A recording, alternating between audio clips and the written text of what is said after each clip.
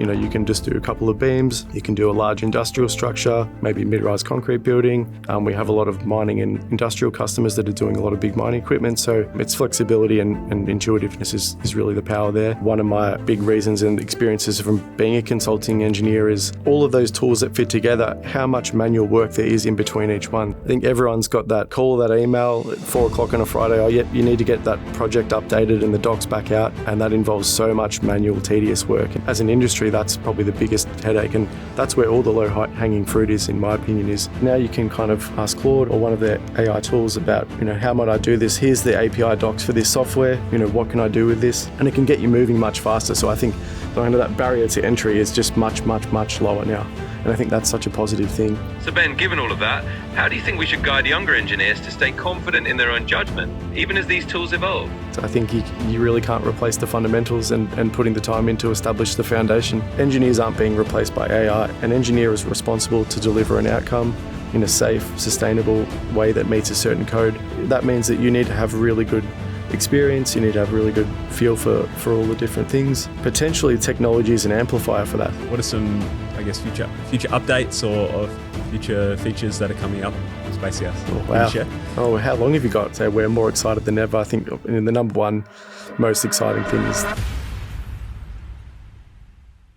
What happens when one of the most familiar tools in structural engineering has to reinvent itself without breaking the trust that it made engineers rely on it in the first place? Today's guest is Ben James, Director of SPACEGAS. He's a structural engineer who moved from consulting into software and now sits at the center of a question that many engineering firms are quietly asking. How do you modernize workflows when AI, APIs, and connected systems are moving faster than most design offices can keep up? In this episode, Ben explains why the future of engineering software isn't about replacing judgment.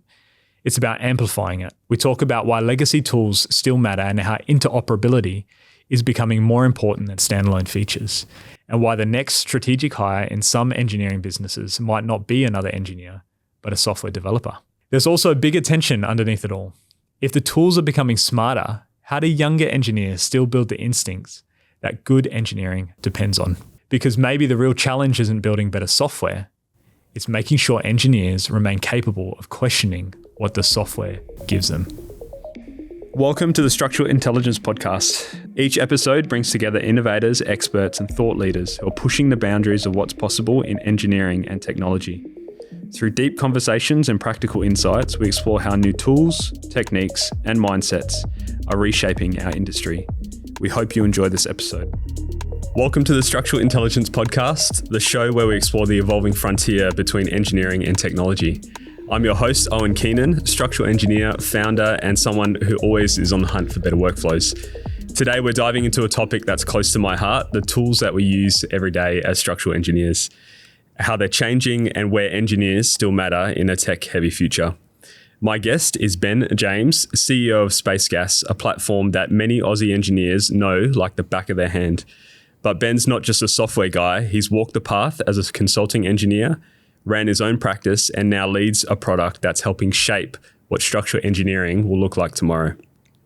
We're going to cover 3 big ideas: Ben's journey from practitioner to platform, how SPACEGAS are adapting to AI and automation, and what it means to stay engineer in the loop as workflows evolve. Ben, it's great to have you here and welcome to the show. Of course. Thanks very much for having me, Owen. Yeah, no worries. I was pretty excited for this. I use a lot of SPACEGAS in my profession, but I'd love you to introduce yourself. I've said a few words, but yeah. Yeah, definitely. As you said, I'm currently the CEO of SPACEGAS, but I am a structural engineer by training. So finished my engineering degree at Monash quite a while now. And from there, spent the best part of 15 years in consulting. So kind of tried a bit of everything. Started out at a smaller consultancy for quite a long time, and really boutique smaller consultancy where you work closely with the directors and really learn the ins and outs of engineering from small projects up to big. So that probably gave me a really big grounding in kind of all types of structures, from bus shelter to industrial things to bigger concrete buildings. So I think that's. And I still think, learning those real basics, ideally from a really good mentor or director early on, is super critical. And so that was really formative for me. Then wanted to do some bigger things, and moved around to a few different consultancies and eventually wound up at AECOM for a little bit, and did the big commercial tower thing, and worked and saw kind of how those tier one firms worked, and again that was fantastic. I couldn't speak highly of those guys. The AECOM Melbourne office had some of the smartest engineers I've seen there. Had done a lot of the great projects we see around Melbourne and Australia, so that was good. But along the way, I'd also toyed around with, some software, and like a lot of engineers, played around with Excel and moved my way into Python and scripting and all these type of things, and also did some business stuff along the way with an MBA. And I kind of always saw myself running my own business. I think you probably never feel like you have enough confidence as an engineer, and maybe you have a lot of confidence when you're younger and actually gets lower as you get more experience. You realise what you don't know. But I always had that in the back of my mind, and not just in the software that we use, but being able to see all the inefficiencies in an engineering business and be able to put that together the way that I thought it should be happening is kind of something I was always interested in. So just before COVID, I went out on my own and started a firm called N Positive, and tried to have a bit of a different branding and take a more tech forward approach to how projects get done. You kind of go out on your own. You think, I can pick all the best projects and do this and that, and obviously the reality of running a business is it's a massive investment and you put a lot of time into it. So, but it was a fantastic time, and we did a lot of awesome projects. And as I said, I got to be even more into the weeds in the workflows and the software, not just in the engineering tools, but the CRM, PDF software, billing software. A lot of the places I'd worked, it was paper invoices and Excel, and there was nothing more than that in running the business. So I was very interested in that, and it was a really great time to put all that stuff together. Even more so now with AI, I think I'd be like a kid in a candy store trying to figure out how to put all these new tools together. So we did that through COVID and for 3 or 4 years. And one day I got a message from Peter Schultz, who was the original founder and director of SPACEGAS, and I had seen an ad pop up for this role, and I was like, oh wow, that's such a fantastic thing. But when you start your own consultancy, you put a massive investment in, you don't really think you're going to do something else, to be honest. But I had a chat with them, and given SPACEGAS's position in the industry and the familiarity you talked about, it just was such a great opportunity. So found my way into there and have been doing that for the last few years, and really enjoying it. That's great. What a journey. I think having that background as an engineer and understanding the ropes and understanding our sort of pitfalls, but also the things that we need as engineers in the space of software, I think is really important. You have an appreciation, I'm sure. How is that transition coming across from like a consulting type of thing to more of a software company, I suppose? I mean, it's been amazing. I've a lot of broad interests, so being able to put the intersection of the engineering tools we love, my knowledge of how I think consulting or projects should run, the business side of it, the software side of it. So it's been amazing. And like a lot of engineers, I always saw, oh, wow, if I was lucky enough to be able to shape this, I'd do all these things. And probably at the start, I had 4 pages of things to get into the product, and I probably still have that many things. So it's there's no shortage of ideas, especially in the world we're moving into now. So from that point of view, it's just very exciting. I think there's no better time to be in this space. Going back to what you said, I'm a structural engineer. Most of the company are structural engineers with a few software developers. So we really are focused on that. It's a tool that is for engineers, built by structural engineers. And so obviously over a long period of time, the software evolves and these type of things, but that really is the kind of the genesis of the company, and really still strong with our principles on that going forward. Definitely. I've always pondered on it. SPACEGAS is an iconic software structural analysis in Australia, particularly. Yeah. Every single company that I've worked with have used it. Why do you think that is? Like historically and now? I personally think it has a lot to do with connection into universities and things like that. That's when I first came across SPACEGAS, and I actually originally was studying, I was doing maths and physics, and I was doing science and engineering, and kind of hadn't quite stumbled upon exactly how I want to put this all together. And you obviously start out very theory heavy, and then in the later years, one of the projects you need to do a space gas model, and I'm like, oh, what's this? And so we downloaded it, and we've obviously got a free student version that we've had for 20 plus years, and it just clicked. I just was able to draw the model and apply the forces, and then just see the deflection, see the stresses, and see how this thing was used a 3D structure, and what I'm designing in my head has this 3D representation. I think that was kind of the magic moment for me. And then started to put, I'm interested in architecture, and it was bridges, but it all kind of clicked. And I think that's where a lot of people have found it. They might stumble across it at university or maybe early on in their working life, and it's just so well embedded in the industry that, as you say, every place that I've worked at has had space gas, and then we have thousands and thousands of student downloads a year. So I think personally that was probably my inspiration for moving into engineering. And I think that's why a lot of us have it quite close in the heart in terms of its popularity as a product. Yeah, definitely. So that's for those that are deeply entrenched, but for those that may never have used it, and we've got an international audience as well, do you want to just give us the brief overview of what SPACEGAS is, exactly what it does? Maybe we can jump into that a little bit. Yeah, definitely. I think it's a general purpose 3D finite element program. So your typical, draw your nodes on the screen, connect them up with your 2D elements or your plate elements if you're doing something bigger or like slabs and things like that. And apply your loads, run various different types of analysis, whether it's your linear, non-linear, buckling, etc. Get your results out, move your data around, maybe run it through a steel design module or something like that. So really, really flexible general purpose program.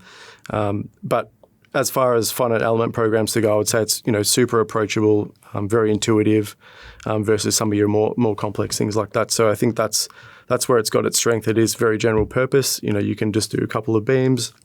You can do a large industrial structure, maybe mid-rise concrete building. We have a lot of mining and industrial customers that are doing a lot of big mining equipment. So its flexibility and intuitiveness is really the power there. But yeah, very, very similar to a lot of the other kind of international 3D finite element programs. And we also have Structural Toolkit as part of SPACEGAS now, which is kind of your daily driver for your single page design calculations as well. So that's been going really well too. Yeah, great. One thing that I've certainly, for me anyway, using SPACEGAS is like you said, it's quite intuitive. The visual, particularly now with the visual rendering and other things like that, you can actually see that. But the UI is fairly simple, which I really love. There's not too many like drop downs and click, click, click all the way through. You can click, beam, and then you can bring up your tables and you can add loads. And there's not too many. It's quite simple, And I've done a beam to a large wharf before with many piles and different constraints, and I think it handles it really, really well too. Another thing I love about it is you can export in different formats, which you can then bring into and connect with your different tools. So. Yeah, absolutely. I think that's even more important. Historically, you've always been able to export a text file or Excel or do some scripting, and it kind of went a little bit kind of out of vogue. But now, moving into the new world where getting the data in and out of the program is really that's what it's all about. As a tool by itself, it's obviously a fantastic intuitive tool, but it exists as part of a wider workflow. Maybe 3, 4, 5 tools that you're using on a project, so it's got to be fit for purpose there as well. What's your view as well? I think about structural analysis software, such as SPACEGAS, and its sort of role in the tools that we use every day as structural engineers or engineers in general. And then thinking about maybe some of the other types or other things as they are now. I'd like to hear your view on maybe some of the things that are good, or some of the things that you're like, could be better, in certain situations, or even where you see there might be some efficiencies as we currently stand. Yeah, I think at the end of the day, they exist in a workflow. And from me, one of my big reasons and experiences from being a consulting engineer is all of those tools that fit together, how much manual work there is in between each one. So, I'm using my Bluebeam, I'm doing a markup, I've got my Revit model, I've got my SPACEGAS model, I've got my other calculations. We've got so much data there and it's not well linked. And I think as an industry, that's probably the biggest headache. And that's where all the low hanging fruit is, in my opinion, is, can you speed that up by 10%? Can you halve it? What's the limit on how much better we can make that? Because I think everyone's got that call, that email at 4:00 on a Friday. Oh, yep, you need to get that project updated and the docs back out. And that involves so much manual, tedious work. And I think that's where I see so much of the benefits. I think obviously inside the software, we're absolutely focused on minimizing the steps between getting something in and getting something out. So making it intuitive, making the workflows make sense in the software. But I think the low-hanging fruit as the industry is really the connections in and around the software. So I think should you build it in Revit and then remodel it in SPACEGAS? No, they should be linked. Obviously, you shouldn't reduplicate the information.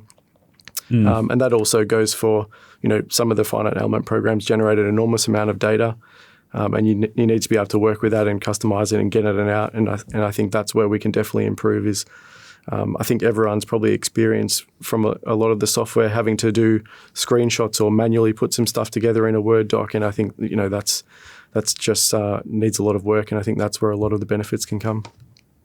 Yeah, no, I would agree. And I think the next tier of things to come is when that interconnectedness actually sort of ramps up a little bit and is a lot easier, I think.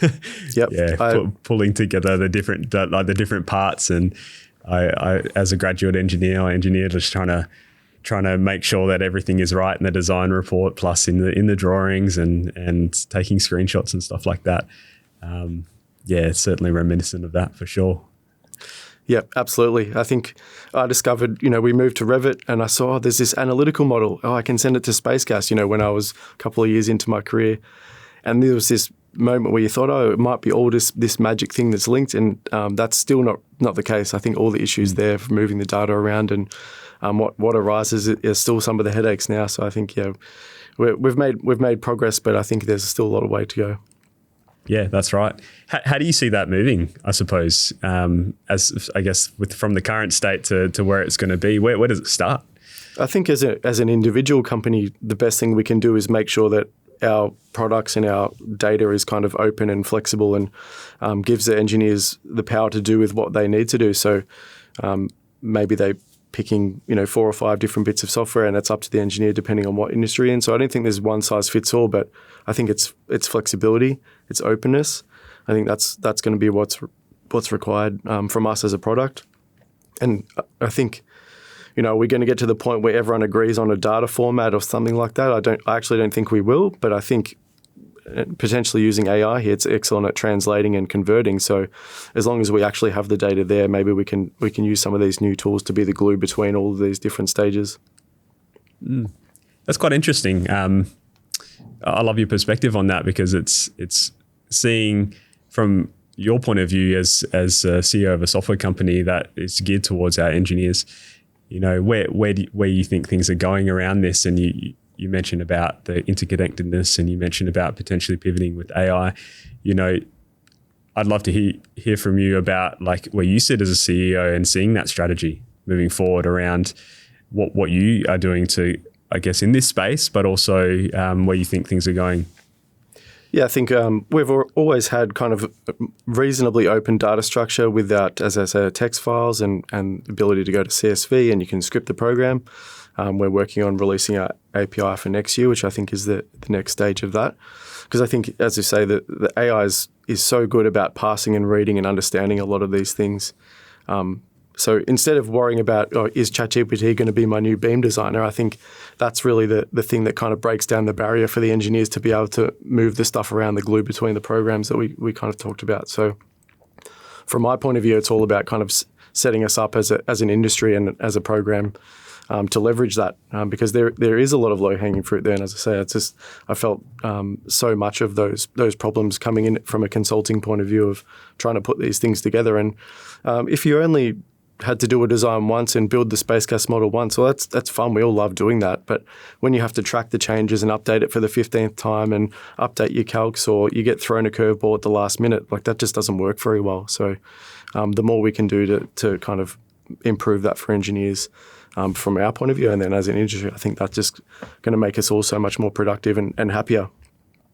And I think what it will do is it also increase the output, I suppose, where you can do more, I guess, design iterations, or you can like do exactly that. If there's rework or if there's any changes, you can do that without any extra effort as you would previously. So I think there's the platform, and then there's sort of where it's going to go. I wonder, we've talked in the last podcast, we had the tools, which are like, you could build your own tools to do the calculator, or you can build your own deterministic tool to view certain models and inputs and outputs with regards to design tasks. Now we're taking a step back, and we've got the analysis software here, which is the engine, and you're running all of the actual analysis. Do you see any changes in the interface or in the way we're going to do things moving forward as well, or the UI? And do you see that changing with AI as well? What are your thoughts on it? Yeah, I think we potentially need to be fitting in with some of the AI workflows. I think in the interface, the core of the program and the finite element engine, it's, as we say, it's a deterministic solution there. I don't think it needs to be reinvented with AI, but can we leverage AI in and around it to speed up the workflows or evaluate more things and do more with less? I think that's where some of the interfaces might head. Yes, you'll still be probably opening up SPACEGASS to look at it and run it, but once we've got the API, maybe there's an MCP, and I think being able to call the tools, the deterministic tools, with the AI workflows and the combination of those two. So I think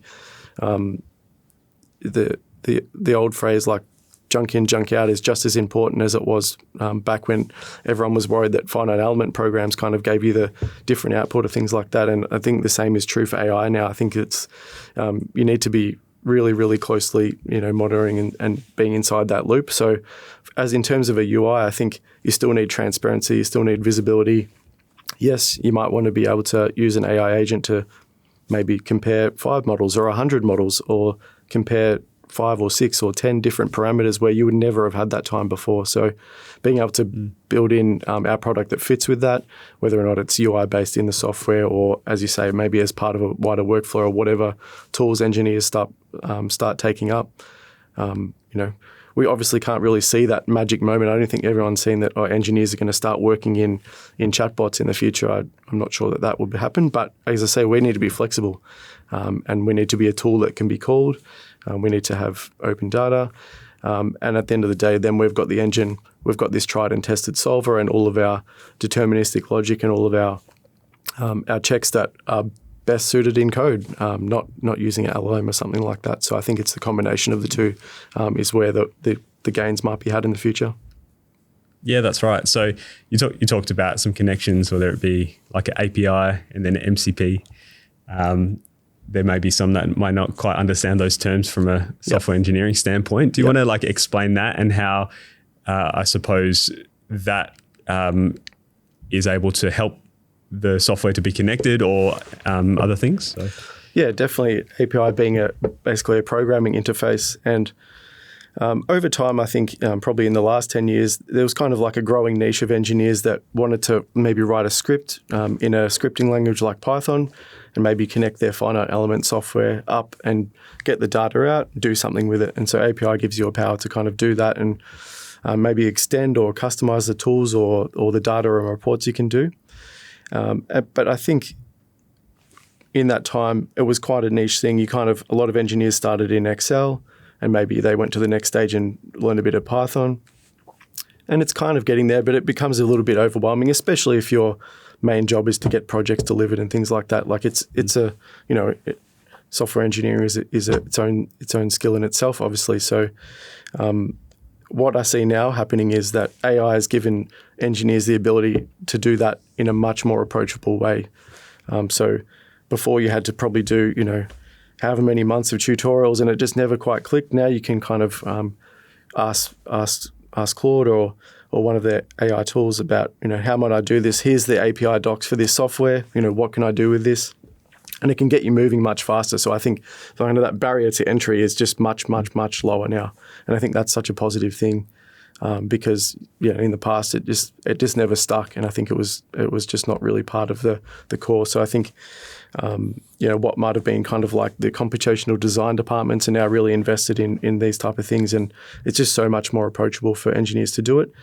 And moving into the future, MCP is basically a way it's a model context protocol. It's maybe like a small server that something like Claude can call your tool with. So I was playing around with this quite recently and got Claude Code to build me a little MCP for SPACEGAS. And a very common thing is, hey, I've got a node result in SPACEGAS. I want to design a pad footing and structural toolkit. And we haven't natively built that link yet. And I'm like, okay, well, if I was an engineer now in industry and putting that hat on, like how might I do this? And if we had something like that, the MCP can open SPACEGAS, it can run the model, it can extract the data. It built me a nice little table telling me where the node result was. And to me, that was kind of like magic. Like I think everyone should be kind of experimenting with this stuff because it's improving so fast. So tying all that back together is the API and the data and potentially things in the future like this. They give the ability not only for the engineers to customize it and create their own tools, but to work in the AI workflows. And we don't need to reinvent finite element method with LLMs or anything like that, but we need to give the agent maybe a tool to call it. And I guess these things kind of set that up and make it much more approachable in the future. That's great. I think with just describing that process as well and having the understanding that, okay, you can like move data from one place to another via APIs, and then you can actually call tools with your MCP as well. I've got a couple of questions on that, but one was, what are your customers like? Are there any sort of questions or demands that your customers have at the moment, or trends that you're seeing and how they're using the tool that has sort of changed from the traditional use now that we've sort of seen a little bit more of this these workflows using AI or other such tools? Yeah, absolutely. I think over the last 12 months, I've had far more engineers reaching out, kind of asking us what our plans are. I've discovered all these things and I want to know how to leverage it. And I think that's been really good. I think before that, yes, there was people doing things like, Grasshopper and parametric design, but I think it's just supercharged in kind of the last 12 months. So they're really reaching out, they are obviously asking for the API. They want to be able to manage the data, and they want to break down that, as a company themselves, they want to create these workflows, not just with our tool, but with their whole thing, all the issues that we discussed at the start, they kind of have those problems too. So they're wanting to know how to leverage it, where to start, what to do. And so they're kind of doing that. And the ones that are really invested are kind of thinking about it very holistically. They've kind of got an idea about where their data sits. Maybe they're even using Rhino or Grasshopper at the center of their modeling capabilities because it is so general purpose. And they might be doing like a parametric design in Grasshopper and then pushing the data into some generic holding area, updating a SPACEGAS model, doing a customized result. So I'm seeing more and more of that. And the ones that were set up, pre-AI are kind of now in supercharged because they're able to just achieve so much more, I think. Before all of this, people were still trying to do that. Like a common thing I've seen is in bridge engineering, some of the finite element models can be quite large. You might have a grillage, and the loads on bridges obviously are moving loads. So you need to generate like thousands, hundreds of load cases along the bridge, and it generates a massive amount of results and data. And so what they were doing is kind of trying to pull that out, and they had to envelope it and pick the worst case. And this is thousands and thousands of lines of results in an Excel file. So being able to do more of that type of stuff in a more approachable way is certainly top of mind. But even just very, very simple things like, as I said, I've got a SPACEGAS model. It's got 25 pad footings. I want to group them into 3 different types, and I want to have the calculations done, whether it's structural toolkit or my spreadsheet or any other number of platforms. So just really basic stuff like that is a lot of low-hanging fruit. It's interesting to hear how people are thinking about it now. Like you mentioned that people had that were already sort of using it in Rhino or Grasshopper, and they're starting to see the enhancements in the workflows. I've noticed myself that as these things have come out, more people are very interested to see how to integrate their specific tools. Everyone has their own specific tool set as well. And having their own specific tool set makes integration hard because, not everything connects, but some things do connect as well. But as we talked about before, is that everything is starting to sort of move towards that one connected brain, I suppose. And you've got your data, which you mentioned, and having the data in a certain format, which can assist you to then make the decisions that you can make there. So thinking, I guess, forward from that, another question I had is that my thoughts is the tech's moving so fast. And so you've got these, it's almost like you need a software engineer in your company to help you manage the changes that are currently happening. And I can play around with the tool a little bit, and I'm probably good enough to be dangerous on a workflow or a connection or an API or an MCP. There's certainly an operator user, like an operator interface there where I can chat to it and other things like that. But then there's this underlying current of a software developer type of process that I think as a domain expert that is not a software engineer, you can understand enough to patch things together, but I don't think you have the speed to actually implement these things in a robust way. What are your thoughts? Absolutely agree. I think structural engineering on its own is a full-time job plus then some. So being able to think that you're just going to spend a few hours a night knocking this stuff together and it's going to be robust and stable for the long term is really tough. I think the great thing is that barrier has come way down, totally down. And I think the best thing we can do as on the software side is, put out nice guides and tips and tools and really make it more approachable. So, you shouldn't even need to know the word MCP. You just need to know that I want to hook these two things up together. This is the best way to do it. I think that's what we can do and I think that's what SPACEGAS has been good over the time is, the finite element method is a super complex thing behind the scenes, and SPACEGAS is a graphical interface on this really complex mathematical operation there. So, and I think the same thing can be applied. So I think we can do it by breaking it down, and we can do what we're good at. We can provide QA'd, version-controlled, high-quality software and tools that fit in with that ecosystem. So maybe all you need to do in the future is be able to articulate what you're trying to do in natural language, and the barrier on doing this stuff is a lot lower. But I think it's a challenge because it is moving fast, and I think you do need to be playing with things. I think engineers are naturally, very quite rightly, reasonably skeptical of LLMs. And because I think maybe the initial people that tested it out said, can you design this beam for me, ChatGPT, and it's nowhere near getting it. But that's inherent in an LLM. That's not what it's for. So I think being able to understand what is the right tool for the right job, putting it together with our existing tools that actually do the job of deterministic calculations very effectively and very fast, and being able to feel what the different workflow is. I don't think you can reimagine your workflow unless you're playing with these tools. And I have my little pet projects, and I kind of every time there's a new model, I spin it up and see how it goes, and it's just getting exponentially better. I don't think there's any doubt about that. And I think there's so many different ways I could seeing it being leveraged, not just in engineering software, just across running your business.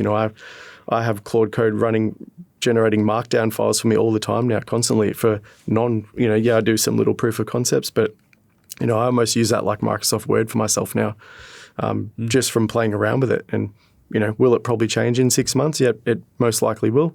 But you'll be able to feel it moving. So I think playing with the tools is definitely the right way to go about it. yes, I probably have more time in my area that I'm in to be more finger on the pulse than someone that's trying to knock out projects and things like that. But yeah, I think just being familiar with the tools and what each thing can do for you is important.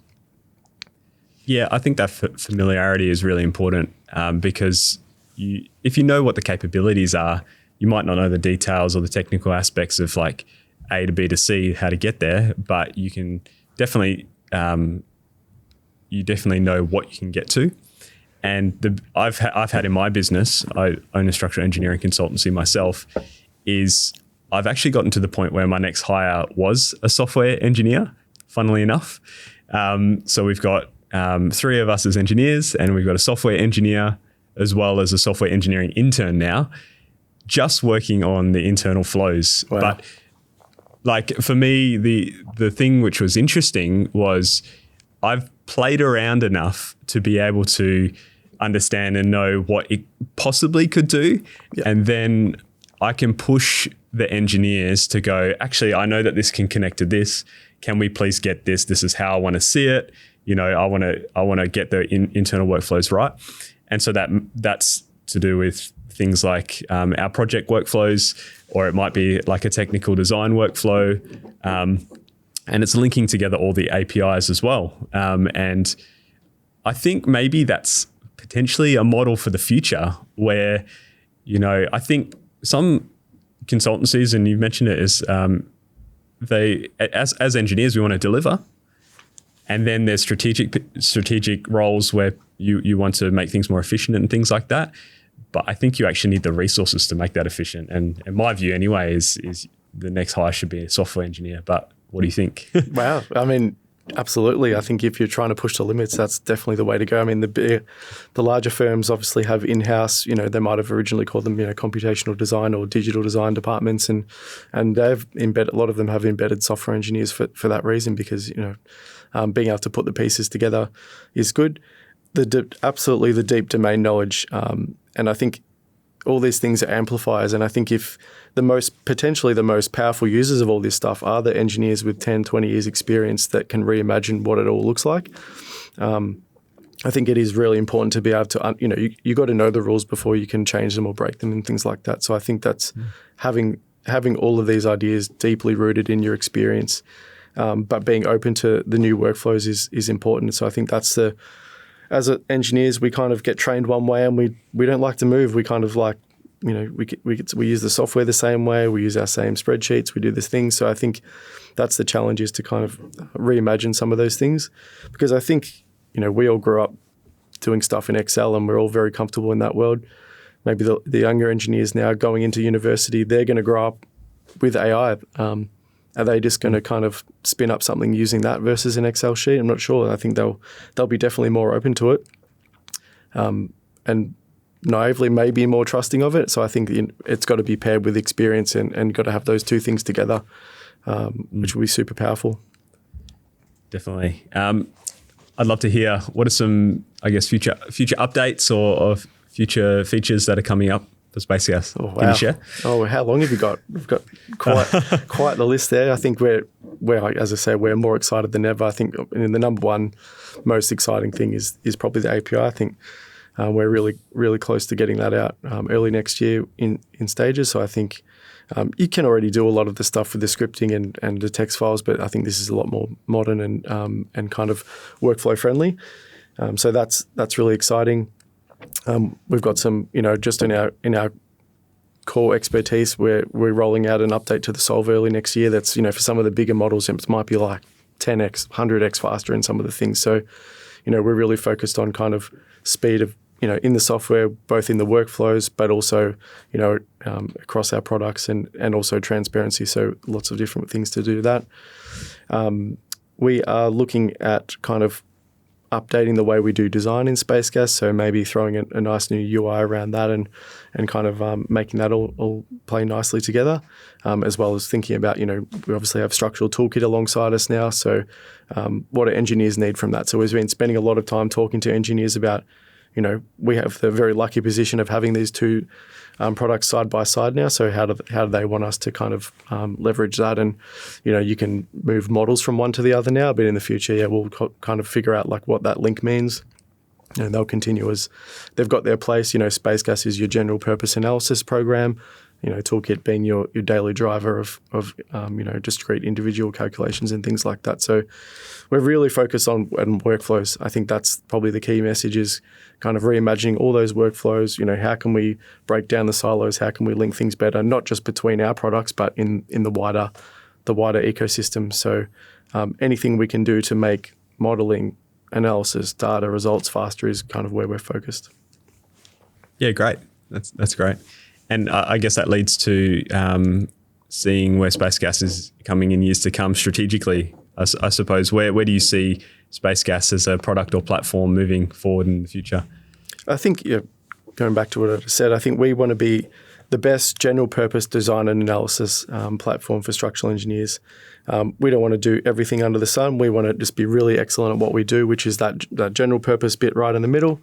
So as we said, SPACEGASS can be used from very small things up to really massive things.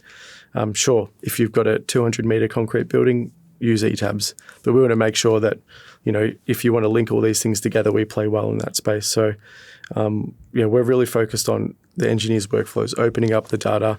We will absolutely want Structural Toolkit and SPACEGASS to talk well to each other, but we also want them to talk to the outside world. And so that's probably where I was seeing is just being a really core tenet as part of the engineers' workflow. These are what I see as core daily tools for engineers. So number one, that means you kind of spend a fair bit of time in there. You don't just open it up once every 6 months. These are things where the improvements in these features can lead to a lot of benefits for everyone. So we want it to remain as kind of that core daily driver, general purpose products. Yeah, that's great. That's great. And so I guess the last sort of topic I wanted to touch on was, and I think we talked about automation workflows and other things like that, but coming to the bookend of you started your career as a consulting engineer, you understand, and you mentioned you had a lot of mentors that taught you the right way to do things as well. And so I think that expertise is very important in the age of technology, or the speed of the technology now, where we need to be able to embed the fundamental principles in those that are coming forward. I'd love to hear your view on this, and how, obviously being a CEO of a software company, but a structural engineer or an engineer as well, seeing the development of that over the years to come.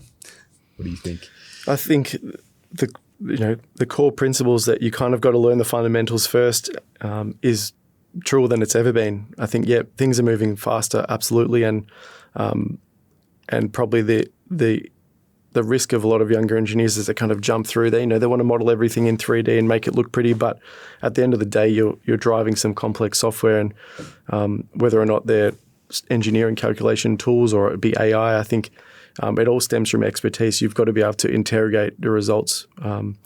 Fundamentally, engineers aren't being replaced by AI. An engineer is responsible to deliver an outcome in a safe, sustainable way that meets a certain code. And an engineer is a person that signs off on that. And so to be able to be in that position is of huge responsibility. And that means that you need to have really good experience. You need to have really good feel for all the different things. And potentially technology is an amplifier for that. So, I think I've seen a lot of discussion around the software engineering role. Is that going to be replaced by Claude Code? And I think everyone can see that the biggest benefit users are the ones that actually have the experience. They understand the big picture. They understand the system design. They understand the principles. And if they've got that right, they can leverage the technology to be more productive. But if they don't have it right, they really can't see where things are wrong. And I think that's, going back to my experience as a consulting engineer, you can't think of how many times you've done something, you're staring at the drawing for weeks on end, and then you put it in front of someone else and experience, and they just see the issue straight away. And I don't think you can kind of replace that feel or that knowledge that easily. I think it just takes time and experience. So I think as an industry, obviously we need to be investing in those things and making sure that we actually are training our younger engineers up so they're not lost into other areas. Because I think the risk is you kind of just assume that they're just going to be able to learn all this stuff by themselves. But for me, the biggest benefit I had ever had was working under a really experienced director who would be able to sit there with a calculator and a pencil and mark up a drawing and size the whole scheme up in an afternoon. And he would be if you spent weeks in SPACEGASS, he would be within 5% of the answer. And I think, nothing can replicate that but experience. So I think that's what we need to make sure that we're focusing on is the fundamentals and the skills that don't go away. But that being said, the ability to learn something now, I think is not easier. You still got to put the work in, but that barrier is much more lower. If you want to kind of chat with ChatGPT or any of these things about, explain to me step by step this method or some new thing you want to learn, I think if you're willing to put the time in, that's as beneficial as it ever be. So I think experience, and a learning mentality is what's going to mean that you're successful no matter where the technology goes in the future. Oh yeah, look, I agree, and I really think I like the word which you used was amplifier. And if you've got the right attitude and you're willing to learn and you're looking for the fundamentals, it will amplify that, and it will be able to make you be a better engineer. And I think if we use the tools without that background or without that knowledge and just placing the expertise on them, again, they're just a tool, and you won't get the outcomes that you desire. So I'd like to sort of wrap up and hand it over to the AI host. Little thing that we do, you ask a question and then we'll go from there. So here we go. It's fascinating how the real magic happens, not just with new technology, but in how we keep engineers at the heart of it all. In our conversation today, Ben walked us through how SPACEGASS is modernizing without losing the essence of engineering judgment. We explore the journey from hands-on practice to leading a tool that supports engineers in a new era. So Ben, given all of that, how do you think we should guide younger engineers to stay confident in their own judgment, even as these tools evolve? I think that really just touches on a lot of the points that we just discussed. I think you really can't replace the fundamentals and putting the time in to establish the foundation. I think it's just really core to everything we do. At the end of the day, all the tools, not just AI, they're all amplifiers. We see lots of engineers jump into SPACEGASS and they want to model everything in 3D. They want to model all the purlins. They want to do everything and maybe spend 5-10 times longer than what they really need to, because what they're trying to do is have an outcome and they're trying to model something in real life or that's going to be in real life in some software or make some assumptions. And I think, understanding the assumptions you're making, the skills that you're putting into something is kind of a timeless thing there. I think otherwise you can kind of get yourself into a bit of a trap. And as we say, that's true for SPACEGASS when you're driving a complex finite element software. It's true for if you're writing your own spreadsheet with Excel. And it's certainly going to be true when you're playing around with AI tools in the future to learn something or automate part of your thing. I think, that the transparency and the knowledge to be able to interrogate things and have critical thinking is timeless. So, and that starts, I think, with just putting time in for the younger engineers. I think, us as a company, we need to be better at providing training and resources and all these type of things that maybe the other engineering firms don't have time to do in-house. So that's where we're focused is doing, more in-person training or producing more case study-like content and things like that, so that the younger engineers coming through have a more fundamental understanding. And also we can understand that giving time aside to learn new things and professional development in a firm is sometimes at odds with project pressure. So that's where we're focused in terms of a software company, also trying to be focused on helping structural engineers and engineers at university learn these principles. Absolutely. Let's bring it all together. I love that perspective. In the end, what Ben highlighted is that it's not just about adopting new tools. It's about mentoring the next generation to wield them wisely. The real takeaway is that innovation complements judgment. It doesn't replace it. So as we move forward, it's about having the courage to blend tried and true engineering principles with fresh tech-driven insights. And if today's chat sparked your interest, definitely stay with us. We'll keep exploring these intersections of modern engineering in future episodes. Look, I appreciate your time, Ben, and your insights currently at the intersection between tech and engineering. I think there's probably no better person there, particularly in our Australian market and the modelling in SPACEGASS. So I love the tool. I love where it's going, and grateful for your perspective. So is there anything that you wanted to, I guess, final words which you had? Fantastic. No, yeah, thanks very much for having me. And I think it's so fantastic to see more engineering content and seeing what everyone else is doing and thinking. I think that's such a great thing for the industry. So thank you for that. If you want to get in touch with us, as I say, you can either get in contact with me or any of the other structural engineers at SPACEGASS. We're super approachable. Whether or not you just give us a call or shoot us an email, you'll be able to get hold of me or anyone else there. If you've got any questions or suggestions, we love to hear it. So thanks very much for having me. That's a great thing. That's great. Thanks again, Ben. And we'll chat soon. But just to close this out, if this episode sparked the ideas of how you build trust or use your tools, reach out on LinkedIn. I love these chats about workflows, judgment, and the future of engineering. So as Ben said, check out SPACEGASS. We'll include the links in the show notes. And finally, if you enjoyed this, follow and subscribe. We've got more episodes coming soon on the edge of engineering and tech. So thanks again, Ben. Thanks, Owen.